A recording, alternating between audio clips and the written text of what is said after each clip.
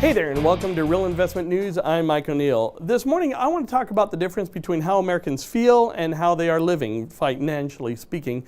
A couple of reports released over the past couple of days gives us big insight into that growing divide. First, we have the Michigan Consumer Sentiment Index. Now, this is designed to capture the mood of American consumers, asking about their economic well-being and their thoughts about the future. This is important considering that consumer spending accounts for about 70% of the GDP. Now, this chart from Zero Hedge breaks down the three elements from the survey. The blue line is the actual overall sentiment. It rose more than 2% from last month to 102. That is the highest level we have seen since 2004. The green line are consumers, as they're talking about their current condition. It soared nearly 8 full points to 122.8, while hope for the future, the red line, well, it dipped just slightly to 88.6. So what's really interesting is that this increase in consumer sentiment comes from those with incomes in the bottom third.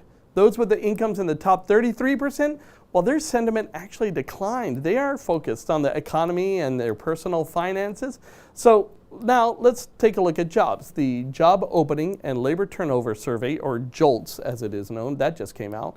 It shows the number of job openings actually increased to 6.3 million at the end of January. That's an increase of about 645,000 jobs from the month before. This is actually the second biggest monthly jump on record. So there are jobs out there, and when you add in the number of quits, the number of people who are voluntarily leaving their jobs with the belief that they can use their skills to find a better paying job, well, it dropped a little bit, but you can see that it has been climbing for years. So yeah, there is a lot of optimism out there. Now, here comes reality. This week, Bankrate released a survey showing that 19% of Americans are not setting aside any of their annual income. When you add up these first three numbers that you see here, we find that 65% of Americans are saving 10% or less. So what is keeping Americans from saving? 39% said it's their expenses. 16% said their job isn't good enough. Maybe those are the ones who are quitting, perhaps.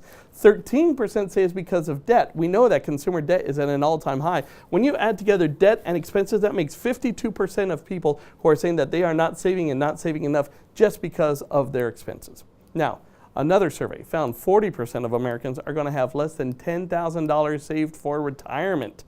Let's break it down. Feelings versus reality. Here we go. Americans, or more specifically the bottom third of income earners, are feeling more confident about the economy, and the number of people quitting their jobs to find better pay, well, that's growing. But the reality is that optimism is not leading to a better bottom line. 1 in 5 Americans are putting nothing into savings, and the reality of the economy, well, it only grew 2.3% last year, and that may drop to just 1.9% for the first quarter of this year. So if the tide turns and companies start cutting jobs, you see where this is going? That's it for now. Thank you so very much for watching. As always, remember to follow us on Facebook, Twitter, YouTube. Check out our past reports at realinvestmentnews.com. I'm Mike O'Neill, and we'll see you again in a couple of hours.